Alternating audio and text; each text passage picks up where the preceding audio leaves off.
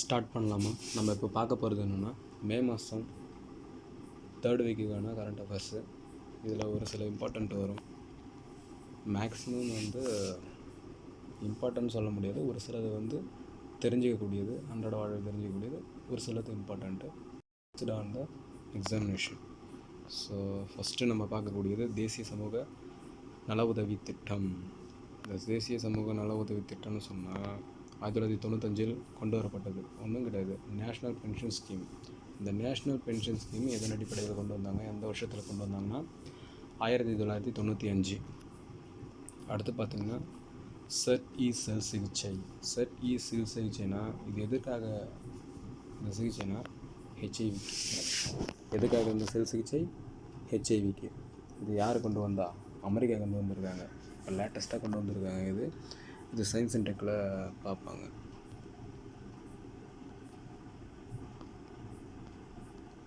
அடுத்து பார்த்திங்கன்னா CBI, very important, central bureau of investigation. இது எப்போ உருவாக்கப்பட்டது அப்படின்னு சொன்னால் 1963 உருவாக்கப்பட்டது.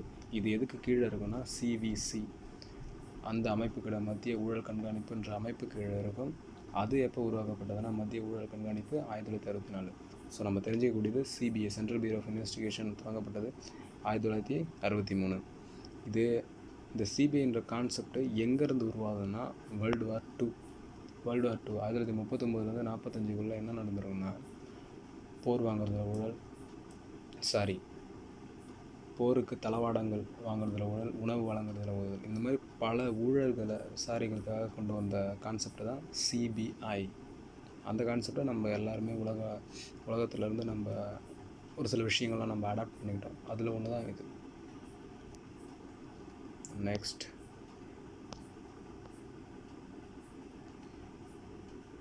Gir national park. இந்த கிர் நேஷ்னல் பார்க் எங்கே இருக்குது? எல்லாருக்குமே தெரியும், குஜராத்தில் இருக்குது. இங்கே என்ன இருக்குது? ஆசிய சிங்கங்கள் இருக்குது. இந்த ஆசிய சிங்கங்கள் IUCN லிஸ்ட்டில் அழியும் தருவாயில் இருக்கக்கூடியது. ஸோ கிர் நேஷ்னல் பார்க் ஆசிய சிங்கங்கள் வசிக்கக்கூடியது. இது எங்கே இருக்குன்னா குஜராத். அதேபோல் இது வெரி இம்பார்ட்டண்ட்டு. இந்தியாவின் முதல் பெரிய பசுமை துறைமுகம் அப்படின்னு சொன்னால் அது தூத்துக்குடி போர்ட்டு தான். அந்த தூத்துக்குடி போர்ட்டுக்கு இன்னொரு பேர் VOC போர்ட், வஉசி துறைமுகம். இந்தியாவின் முதல் பெரிய பசுமை துறைமுகம் வஉசி துறைமுகம், தூத்துக்குடி. இந்த இடத்துல பாருங்கள், ஆனமங்கலம் செப்புத்தகடுகள் மீட்கப்பட்டது. அதாவது இங்கே இருந்த ஒரு செப்புத்தகடு சோழர் காலத்து செப்புத்தகடு வேற ஒரு நாட்டில் வந்திருக்கு. அதை மறுபடியும் மீட்டு கொண்டு வராங்க. அந்த ஆனைமங்கலம் செப்புத்தகடு எந்த டிஸ்ட்ரிக்டில் இருந்ததுன்னா நாகப்பட்டினத்தில் இருக்குது. இது யாருடைய செப்புத்தகடுனா சோழர்கள் காலத்துது. அந்த சோழர்கள் காலத்தில் யார் இந்த ஆனைமங்கலம் செப்புத்தகடு இது பண்ணாங்கன்னா ராஜேந்திரன் பண்ணார். இது எதுக்காகனா பள்ளிச்சந்தம். பள்ளிச்சந்தம்னா ஒன்றும் கிடையாது, ஸ்கூல்ஸ், பள்ளிகளுக்கு நிலம் தானமாக வழங்கப்பட்டது தான் என்னென்னு சொல்கிறாங்க, பள்ளிச்சந்தம்னு சொல்கிறாங்க. இது சோழர்கள் காலத்தில். அதை பற்றிய குறிப்பு இந்த ஆனைமங்கலம் கல்வெட்டில், ஆனைமங்கலம் செப்புத்தகடில் இருக்குது. அதுக்கு அடுத்தபடியாக பார்க்கக்கூடியது அன்பில் செப்பேடு. இந்த அன்பில் செப்பேடுக்கு சொந்தமானவர் யாருன்னா சுந்தர சோழன். இந்த அன்பில் செப்பேடு இப்போ கரண்ட்டில் தமிழ்நாட்டில் இல்லை, அது எங்கே இருக்குன்னே தெரியல, காணவில்லை. ரீசெண்ட் டைம்ஸில் பார்த்திங்கன்னா மிக பழமையான கோயில்களில் இருக்கக்கூடிய நகைகளாக இருக்கட்டும், மிக பழமையான அருங்காட்சியகத்தில் உள்ள பொருள்களாகவும் காணாமல் போகுது. எப்படி காணாமல் போகுது? இவ்வளோ கேர்லெஸ்ஸாக எப்படி இருக்காங்க தெரில. காலம் பதில் சொல்லும். பாண்டிச்சேரி நம்ம தமிழ்நாட்டுக்கு பக்கத்தில் இருக்கக்கூடிய மிகவும் பிடித்தமான பிளேஸு. அதே போல் பாண்டிச்சேரி உலக அளவில் 5வது பிளேஸில் இருக்குது. இதற்கான 5வது பிளேஸ்னால் நடந்தே போய் சுற்றி பார்க்கக்கூடிய பிளேஸஸில் உலகத்திலே 5வது இடத்துல இருக்குது. இதுதான் ரொம்ப பெரிய விஷயம். அதுக்கடுத்தபடி நம்ம பார்க்கக்கூடியது இப்போ என்னென்னா பாண்டிச்சேரியில் இப்போ நியூ CM அப்பாயின்மெண்ட் ஆகிருக்கார். அவர் பேர் மாண்புமிகு என் ரங்கசாமி அவர்கள். 5வது முறையாக தொடர்ந்து இல்லை, அவர் 5வது டைம் CM ஆகியிருக்காரு. அதே போல் அவருக்கு பதவி பிரமாணம் பண்ணி வைத்தது துணைநிலை ஆளுநர் கைலாசநாதன். அதே போல் பாண்டிச்சேரியில் மொத்த தொகுதி 33, அதில் 3 நியமனம், 30 மக்களால் தேர்ந்தெடுக்கக்கூடியது. ஓகே, நெக்ஸ்ட்டு பாருங்கள், இஞ்சி இயக்கம். இஞ்சி இயக்கம் எங்கே உருவாக்கப்பட்டது? மிசோரத்தில் உருவாக்கப்பட்டது. ஓகே, இந்த இஞ்சின்றது எந்த ஃபேமிலி, எந்த குடும்பத்தை சேர்ந்து? இந்தி ஃபெராசி, இஞ்சி ஃபெராசி அப்படின்ற குடும்பத்தை சேர்ந்தது. ஓகே, நெக்ஸ்ட்டு இந்த லைன் ரொம்ப முக்கியம். அதாவது உலக அளவில் இஞ்சியை உற்பத்தி செய்யக்கூடிய நாடுகளில் நம்ம தான் முன்னணியில் இருக்கோம், ஃபஸ்ட்டு இருக்கிறோம். அதில் இந்தியாவில் ஃபஸ்ட்டு இருக்கிறது மிசோரம், ரொம்ப அதிகமாக உற்பத்தி பண்ணுது. ஓகே, அடுத்து பார்த்தீங்கன்னா மக்களவை சபாநாயகர். மக்களவை சபாநாயகர் யார்? ஓம் பிர்லா. 2024 29 வரைக்கும் அவர் இருப்பார். 29 எம்பி எலெக்ஷன் வரும். ஓகேவா? மக்களவை சபாநாயகர் ஓம் பிர்லா. அப்போது நம்ம சட்டமன்றத்தினுடைய சபாநாயகர் யார்? மாண்புமிகு ஜேசிடி பிரபாகர் அவர்கள். அதே போல் இந்த இடத்துல பாருங்கள், கீழடி சிவகங்கையில் இருக்குது. இங்கே ரீசெண்ட் டைம்ஸில் பானை வீடுகள் கண்டுபிடிக்கப்பட்டிருக்காங்க. இங்கே எத்தனாவது அகழ்வாய்வு நடந்துகிட்ருக்குன்னா 11வது அகழ்வாய்வு நடந்துகிட்ருக்கு. இது எப்போ இந்த அகழ்வாய்வு கீழடியில் தொடங்கப்பட்டதுன்னா 2014. இது ரொம்ப ரொம்ப இம்பார்ட்டண்ட்டு.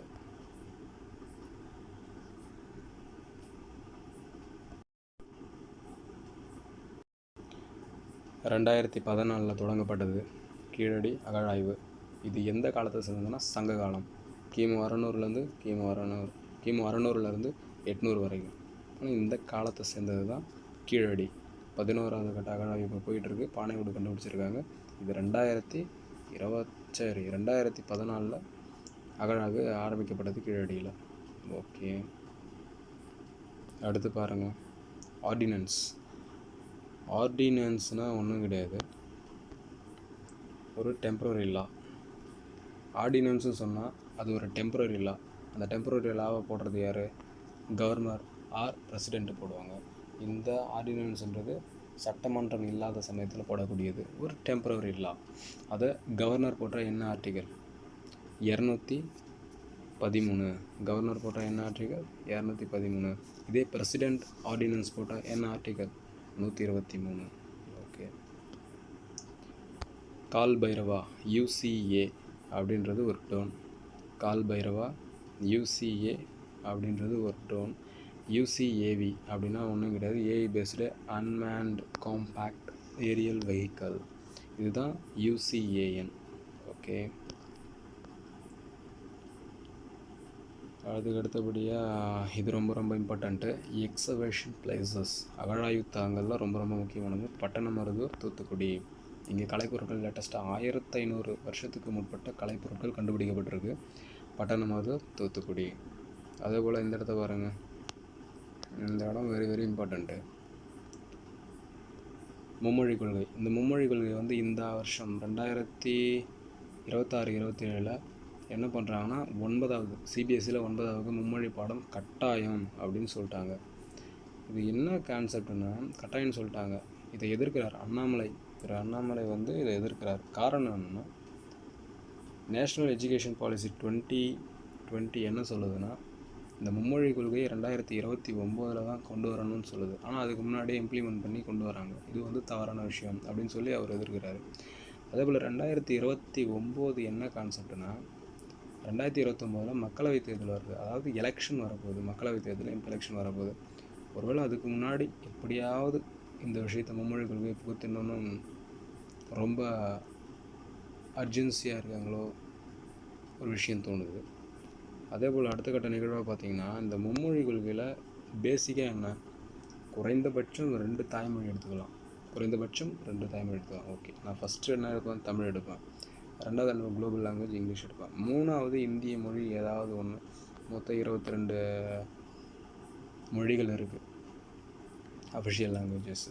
22 மொழிகள் அந்த அட்டவணையில் இருக்கக்கூடிய மொழிகள் இருக்குது. அந்த மொழிகளில் பெஸ்ட்டுன்னு பார்த்தா என்ன, நமக்கு ஒரு சைக்காலஜிக்கலாக என்ன தோணும்? மேக்ஸிமம் இந்தியா ஃபுல்லாக அதிகமாக பேசக்கூடிய மொழி ஹிந்தி. அதே போல் அலுவலக மொழியாக இருக்குது. ஸோ இதனால் அதை படித்தா நமக்கு ஒரு யூஸ்ஃபுல்லாக இருக்குன்னு சொல்லி எல்லாருமே என்ன பண்ணுவாங்க? ஹிந்தியை படிக்க ஆரம்பிப்பாங்க. ஹிந்தி படிக்கிறவங்களோட ரேட்டு இப்போ எத்தனை பர்சன்டேஜ்னால், இப்போ கரண்ட் ரேட் என்னென்னா 40%. 2வது இடத்துல இருக்கக்கூடியது பெங்காலி, 3வது இடத்துல இருக்கக்கூடியது மராத்தி, 4வது இடத்துல இருக்கக்கூடியது தெலுங்கு, 5வது இடத்துல தான் நம்ம தமிழ் இருக்குது. இப்போது ஒன்றும் கிடையாது, 7 வயசுக்கு மேலே ஒரு மொழியை பேசுகிறாங்க, எழுதுகிறாங்கனாலே அவங்க கல்வியறிவு பெற்றவங்க அர்த்தம். இந்த ஸ்டாண்டர்டில் நமக்கு ஒரு கணக்கெடுப்பு எடுக்கும்போது நாளைய ஃப்யூச்சரில் உங்களுக்கு என்னென்ன லாங்குவேஜ் தெரியும் கேட்பாங்க. எனக்கு தமிழ் தெரியும், இங்கிலீஷ் தெரியும், ஹிந்தி தெரியும்னு சொல்லும்போது அவங்க ஆட் பண்ணுவாங்க. இப்போ 40% இருக்கிறது இந்த மாதிரி எல்லாருமே சொல்லும்போது 40% இருக்குது 60% மாறலாம், 80% மாறலாம்.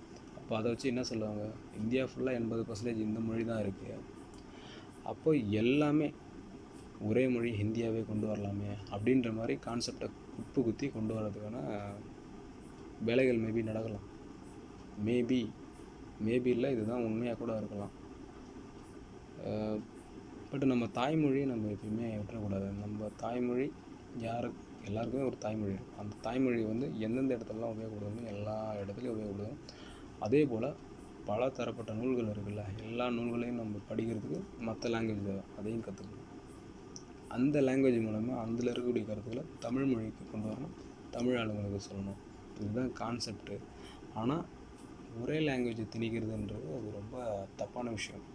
ஒரே லாங்குவேஜ்ன்ற போது அந்த விஷயத்தை தாண்டி நம்மளால் யோசிக்க முடியாது. அப்படின்ற போது ஒரு லாங்குவேஜை மட்டுமே நமக்குள்ளே புகுத்துறது வந்து தப்பான விஷயம். அது வந்து நம்ம சூஸ் பண்ணுற மாதிரி இருக்கணும். எய்தர் மலையாளமாக இருக்கலாம், தெலுங்காக இருக்கலாம், பெங்காலியாக இருக்கலாம், மராத்தியாக இருக்கலாம், போஜ்புரியாக இருக்கலாம், மணிப்புரியாக இருக்கலாம், ஒடிசியாக இருக்கலாம். எனி லாங்குவேஜ் நீங்கள் சூஸ் பண்ணுறதுனா சூஸ் பண்ணிக்கலாம். சரி, ஓகே. அதுக்கு அடுத்தபடியாக பார்த்தீங்கன்னா கோத்தாரி கல்வி ஆணையம் 1968. இந்த கோத்தாரி கல்வி ஆணையம் 1968 எதை பற்றி, எஜுகேஷனுக்காக வந்தது. இது ரெக்கமெண்டேஷன், இந்த குழுவோட ரெக்கமெண்டேஷனே மும்மொழி கொள்கை தான். ஓகே. அடுத்து ரொம்ப சிம்பிள், பருவக்காற்றை பற்றி பார்க்குறோம். தென்மேற்கு பருவக்காற்று இந்தியாவில் அதிக மழைப்பொழிவு 75% இருக்கிறது தென்மேற்கு பருவக்காற்று. ஓகே. வடகிழக்கு பருவமழை நம்ம தமிழ்நாட்டுக்கு எக்ஸ்பெஷலி அதிக மழை கொடுக்கக்கூடியது. ஓகே. அது எடுத்தபடியாக வந்து இந்த இடத்துல பாருங்கள், ஆர்டிகல் 356 மாநில நெருக்கடி. இதை போட்டாங்கன்னு சொன்னால் இது நீதிமன்ற மறுஆய்வுக்கு உட்பட்டது. மேபி கவர்னரே அவருடைய செல்ஃபிஷ்னஸ்னால் ஆட்சி கழிச்சிருந்தால் நீதிமன்றம் தலையிட்டு இருதரப்பு வாதத்தையும் கேட்டறிந்து அதுக்கப்புறம் இதை மறு ஆய்வுக்கு உட்படுத்தும். அதுதான் அந்த கான்செப்ட். ஓகே. இந்த இடத்த பாருங்கள், இது ரொம்ப ரொம்ப இம்பார்ட்டண்ட்டு. சிந்து நதி நீர் ஒப்பந்தம் 1960 போடப்பட்டது. யார் யாருக்கு விடலை, இந்தியாவுக்கும் பாகிஸ்தானுக்கும் விடலை. எதுக்காக போடப்பட்டது, சிந்து நதி நீரை பகிர்ந்து கொள்வதில்லை. இதுக்கு சாட்சி கையெழுத்து போட்டது யார், வேர்ல்டு பேங்க்கு. ஓகேவா. இதில் ஹைலைட் என்னென்னா, நம்ம பாகிஸ்தானுக்கு வந்து 80% சிந்து நீர் போகும், 20% தான் இந்தியாவுக்கு வரும். ஓகேவா.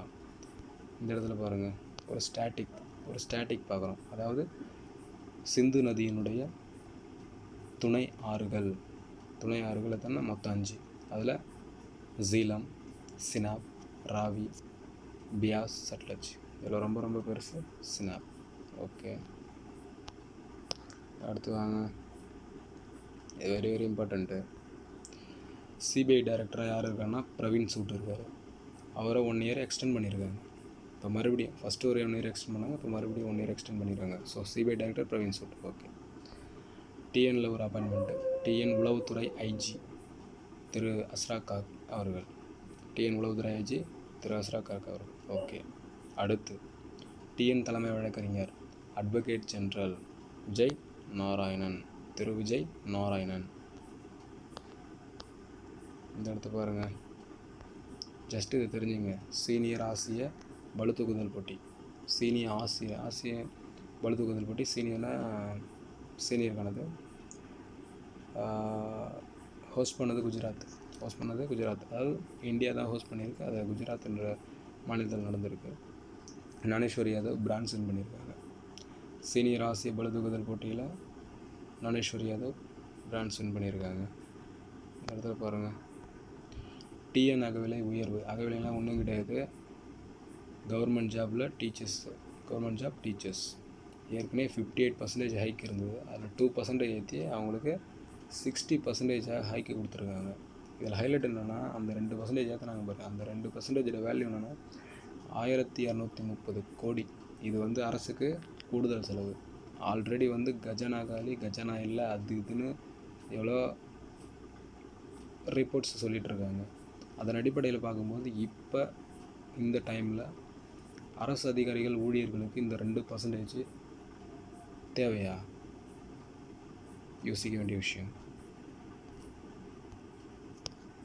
நம்ம அஸ்பெக்ட்ஸ் வந்து எல்லா சைடையும் யோசிக்கணும். நம்ம ஒரு தரப்பாக அந்த நம்ம கவர்மெண்ட் ஜாபுக்கு போக போகிறோம் அப்படின்றதுனால கவர்மெண்ட் ஜாப்பை மட்டுமே யோசிக்கக்கூடாது, மற்ற அஸ்பெக்ட்ஸ்லையும் யோசிக்கணும். நம்ம ஒரு நார்மலான மனுஷனாக இருந்தால் கவர்மெண்ட் ஜாபுக்கு போகிறோம், நார்மலான மனுஷனாக இருந்தால் பொலிட்டிஷியன் ஆகிறோம், நார்மலான மனுஷனாக இருந்தால் அடுத்த ஒரு வேலையை தேடிக்கிறோம். அதனால் ஒரு நார்மலான பர்சன் இடத்துல இருந்து யோசிக்கணும். ஓகே. ஆசிய பளுதூக்குதல் போட்டி எங்கே நடந்தது? குஜராத்து. அதில் அஜித் நாராயணா அப்படின்றவர் பிரான்ஸ் வின் பண்ணியிருக்காரு. ஓகே. இந்த இடத்துல பாருங்கள், இத்தாலிய ஓப்பன் டென்னிஸ் போட்டி. இத்தாலிய ஓப்பன் டென்னிஸ் போட்டியில் ஜானிக் சின்னர் வந்து வின் பண்ணியிருக்காரு. இத்தாலிய ஓப்பன் டென்னிஸ் போட்டியில் ஜானிக் சின்னர் வின் பண்ணியிருக்காரு. அப்போது பர்சனாலிட்டி, ஜானிக் சின்னர் எந்த விளையாட்டு தொடர்புடையவர்? டென்னிஸ். ஜானிக் சின்னர் எந்த நாட்டை சேர்ந்தவர்? இட்டாலி. ஓகே. பிஎம் மோடி, அதாவது திரு பிஎம் மோடி அவர்கள் ரீசெண்ட் டைம்ஸில் வந்து நிறைய அவார்ட்ஸ் வாங்கியிருக்காரு பல நாடுகளிலிருந்து. அதில் 31வது அவார்டு ஸ்வீடன்லேருந்து வாங்கியிருக்காரு. The order of the polar, the order of the royal order of the polar Sweden நாட்டிலேருந்து 31வது அவார்டையும், 32வது நார்வே நாட்டிலேருந்து வாங்கியிருக்காரு. Cross of the royal Norway order of the. So நார்வேன்னு வரும் அந்த ஆர்டரில். பட்டு இது கரண்ட் அஃபேர்ஸ் ரிலேட்டடாக அந்த இது கேட்க மாட்டாங்க. பட் தெரிஞ்சுக்கணும், உலக அளவில் அதிக இந்த விருதுகள், பல நாடுகளிலேருந்து அதிக விருதுகள் வாங்கினது திரு மோடி அவர்கள் தான். அதே போல் அதிக நாடுகளுக்கு பயணம் பண்ணதும் அவர் தான். ஸோ அதனால் இப்போ 32வது அவார்டு, வேர்ல்டு வைடாக 32வது அவார்டு வாங்கியிருக்காரு. ஸ்வீடன் நாட்டில் 31, 32 நார்வே. இதெல்லாம் விஷயம் ரொம்ப ரொம்ப இம்பார்ட்டன்ட், இதெல்லாம் தெரிஞ்சுக்கணும். இந்த இடத்துல பாருங்கள், கேரளா சிஎம் திரு விடி சதீசன். இப்போ லேட்டஸ்ட்டாக வந்து எலெக்ஷன் நடந்தது கேரளாவில் சிஎம்மாக வின் பண்ணிடுறாங்க. காங்கிரஸ் கட்சியில் வந்து சிஎம்மாக வின் பண்ணிடுறாங்க. அவர் யாருன்னா விடி சதீசன் பொறுப்பேற்றிருக்காரு. ஓகேங்களா. அவரும் என்ன சொல்லியிருக்காரு, கேரளாவில் லேடிஸுக்கு ஃப்ரீ பஸ் விடுவோம்னு சொல்லியிருக்காரு. அதே போல் ஒரு புதிய துறை ஒன்று உருவாக்கியிருக்காங்க, முதியோர் நலன்துறை. காரணம் என்னென்னா, கேரளாவில் இப்போ கரண்ட் ஸ்டேட்டஸ் வந்து முதியோர் வயசானவங்க ரொம்ப அதிகமாக இருக்காங்க. அதனால் அவங்களுக்குன்னு ஒரு துறையை உருவாக்கியிருக்காங்க. இது ஒரு காரணம். அதே போல் வந்து இவர் 13வது சிஎம். அதே போல் தமிழ்நாட்டில் திரு சிஎம் விஜய் அவர்கள் வந்து ஆட்சி பொறுப்பேற்றிருக்கார். அதில் அவர் எத்தனாவது சிஎம்னா 17வது சிஎம். ஓகே.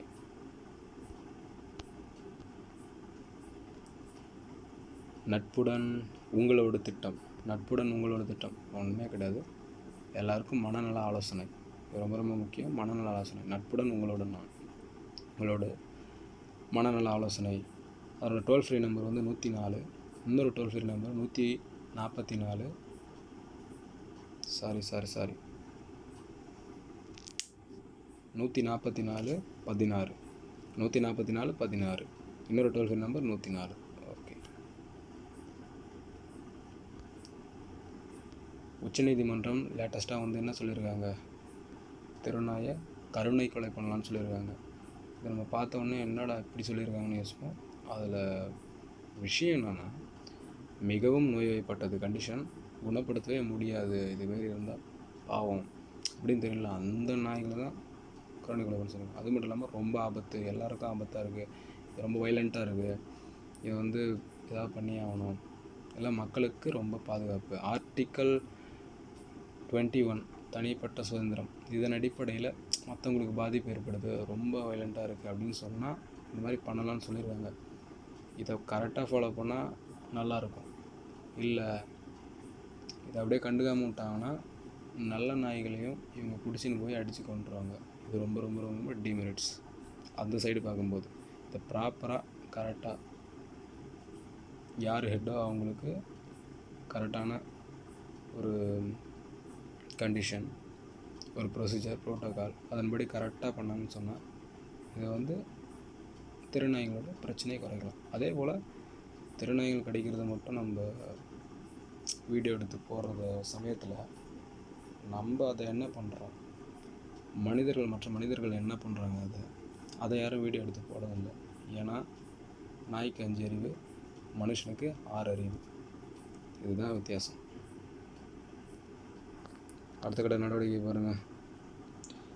ஓகே, இது நெக்ஸ்ட்டு 22ன்றது நெக்ஸ்ட்டில் வரும். ஏன்னா இதில் 15 to 21 தேர்ட் வீக் முடிச்சிடுறோம். அடுத்த கரண்ட் அஃபேர்ஸ் பார்த்திங்கன்னா ரெடி பண்ணிகிட்ருக்கேன். இன்னும் ஒரு 5 டேஸ்க்கான கரண்ட் அஃபேர்ஸ் எடுக்கலை. அது எடுத்தாச்சுன்னு சொன்னால் 21, அதாவது 21 அதிலே சேர்ந்து வந்துடும்.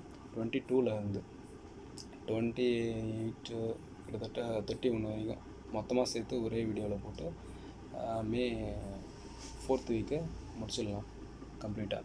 அதே போல் நெக்ஸ்ட்டு வீடியோ வந்து இன்னொன்று, நீட் கேன்சல் ஆச்சுல்ல, அந்த நீட்டு பற்றியும், நீட் ஏன் கேன்சல் ஆச்சு, என்டிஏ எப்போ உருவாச்சு, அதுக்குள்ள அதிகாரம் ஏன் கேன்சல் ஆச்சு, இந்த கேன்சல் ஆனதை விசாரிக்கிறதுக்கு ஒரு குழு போட்டாங்க, அந்த குழுவுக்கு யார் தலைவர், அவங்க என்னென்ன ரெக்கமெண்டேஷன் கொடுத்தாங்க, இந்த நீட் எக்ஸாம் நடத்துறதுக்கு என்ன ரெக்கமெண்டேஷன் கொடுத்தாங்க, அதை என்னவா ஃப்யூச்சரில் மாற்றலாம் அப்படின்ற மாதிரி பல தரப்பட்ட விஷயங்களை தனியாகவே எடுத்து வச்சுருக்கேன். அதில் மெயினான விஷயம் வந்து யார் அந்த கமிட்டின்னா நமக்கு ரொம்ப முக்கியம். பட் அதை சார்ந்து நம்ம பொதுவாக தெரிஞ்சிக்கக்கூடியது இந்த என்ட்ரன்ஸ் எக்ஸாம்ஸ்லாம் எப்படி கண்டக்ட் பண்ணுறாங்க, என்ன விஷயன்றத ஒரு ஃபர்தராக நெக்ஸ்ட் வீடியோவில் நல்லாவே பார்ப்போம். Thank you friends.